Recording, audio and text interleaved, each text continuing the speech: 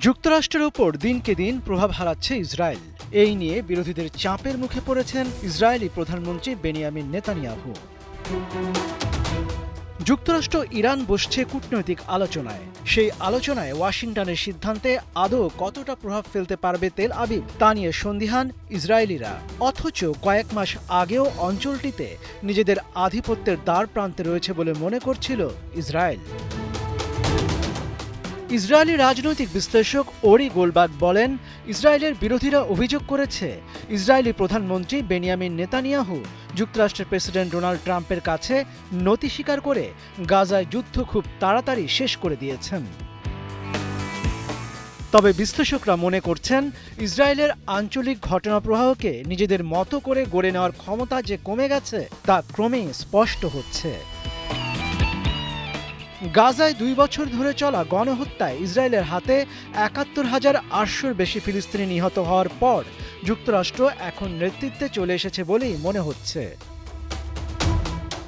বিশ্লেষকদের মতে, সিরিয়ার নতুন প্রেসিডেন্ট আহমেদ আল শারার সরকারকে দুর্বল করার ইসরায়েলি আকাঙ্ক্ষা ট্রাম্পের হোয়াইট হাউসের কারণে বাধার মুখে পড়েছে।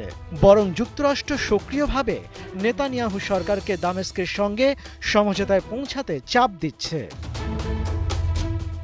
এদিকে ইরান বিষয়ে যুক্তরাষ্ট্রের সিদ্ধান্তে ইসরায়েল কতটা প্রভাব ফেলতে পারবে তা অনেকের কাছেই অনিশ্চিত। বিশ্লেষকরা মনে করছেন, ইরান প্রশ্নে ট্রাম্পকে প্রভাবিত করার ক্ষেত্রে নেতানিয়াহুর ক্ষমতা সীমিত হলেও নতুন একটি যুদ্ধ শুরু হলে তা ইসরায়েলি প্রধানমন্ত্রীকে বর্তমান সংকট থেকে স্বস্তি দেবে। এই ধারণা প্রায় সবার মধ্যেই রয়েছে। গত বছরের জুনে শুরু হওয়া সংঘাতে ইসরায়েল ইরানের বড় ধরনের ক্ষতি করতে পেরেছিল। তবে ইরানও বারবার ইসরায়েলের প্রতিরক্ষা ব্যবস্থা ভেদ করতে সক্ষম হয়। বিশ্লেষকদের মতে এটি দেখিয়ে দেয়, ইসরায়েল এই অঞ্চলে যে যুদ্ধগুলো চালাচ্ছে সেগুলো থেকে সাধারণ মানুষ নিরাপদ নয়। গোল্ডবার্গ আরও বলেন, বিশ্বাসযোগ্য কোনো রাজনৈতিক প্রতিদ্বন্দ্বীর অভাব এবং বাস্তব যুদ্ধ শুরু হলে যুক্তরাষ্ট্রের সঙ্গে কূটনৈতিক দুর্বলতা আরও স্পষ্ট হয়ে ওঠার ঝুঁকি রয়েছে।